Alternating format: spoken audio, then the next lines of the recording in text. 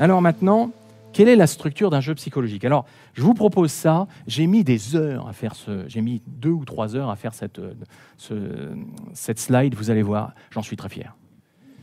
Donc, je vous dis ça, manière de dire, j'espère que vous allez l'aimer. Voyez? Alors, en fait, on est dans la même situation que tout à l'heure. Et ce qui se passe, c'est qu'il y en a un qui crée un stimulus sous la forme de ce qu'on va appeler une invite symbiotique, ou plutôt un appât. Un appât comme quand vous pêchez. Et en fait, l'appât va s'appuyer sur le point faible de son interlocuteur, mais cet appât, il camoufle un besoin que la personne essaye de satisfaire. Donc je cherche à satisfaire un besoin sans en avoir conscience. C'est hors du champ de conscience clair, hein, on l'a dit. Alors l'autre, comme l'accroche vient juste toucher un point fragile en moi, impossible de ne pas y répondre. Impossible. Donc, je réponds à cette invite symbiotique. Donc, invite, réponse. Et puis après, et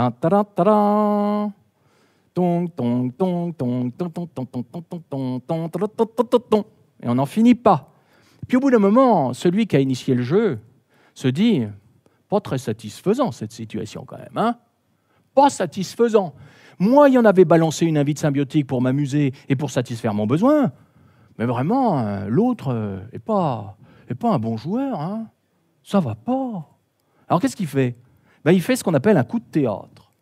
Et le coup de théâtre, c'est faire exploser le jeu. Et ce coup de théâtre, c'est véritablement de la dynamite. Et ce qu'il fait, c'est qu'il change de rôle. Et dès lors que l'autre change de rôle, vous allez voir, on va avoir quelques exemples, l'interlocuteur se dit « Ah mince, on n'est plus au même endroit dans la conversation. » Donc ce que ça génère, c'est un moment de confusion. D'accord? Et ce moment de confusion, une fois confusion cognitive et confusion émotionnelle, qu'est-ce qui se passe après? Récupération, des signes de reconnaissance négatifs, soit conditionnels sur ce que je fais, soit inconditionnels sur ce que je suis. Toute ressemblance avec des petites histoires que vous auriez pu rencontrer n'est pas un hasard. C'est-à-dire, je prends énormément de plaisir à faire cette conférence parce que dans ma famille, je ne dirais pas qu'on est des champions du monde. Non, on est juste médaille de bronze. Mais on est sur le podium, ça c'est sûr, c'est sûr.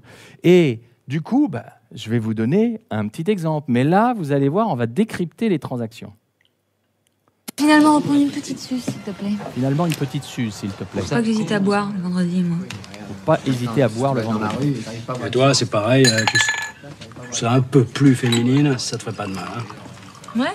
Je viendrai en jupette la prochaine fois. Tu parles comme un homme. Tu bois comme un homme, ça ressemble à quoi, ça, franchement? Pas comme ça que tu vas trouver quelqu'un, je te le dis tout de suite. Hein.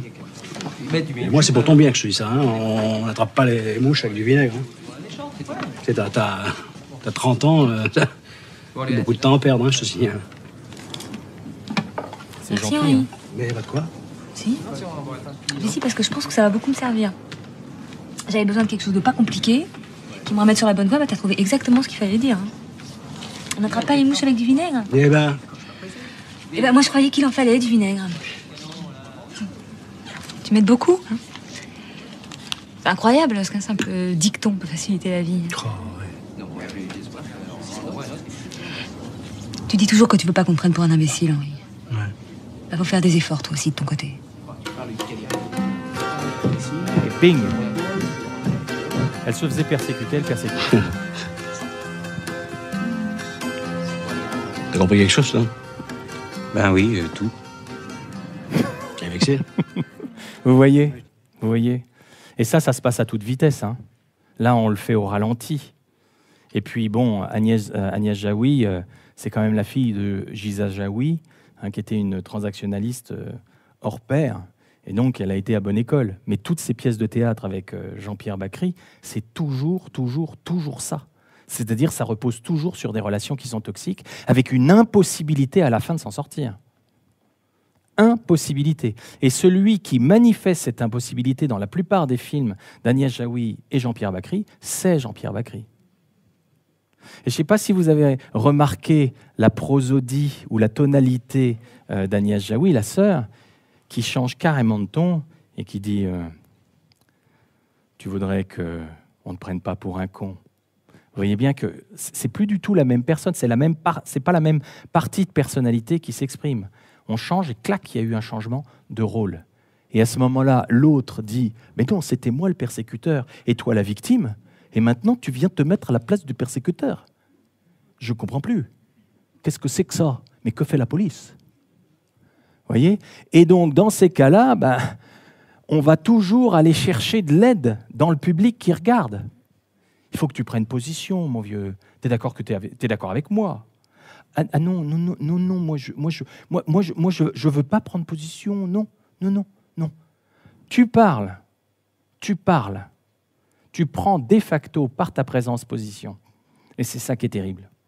C'est-à-dire que les spectateurs créent une caisse de résonance qui fait qu'on n'y arrive pas.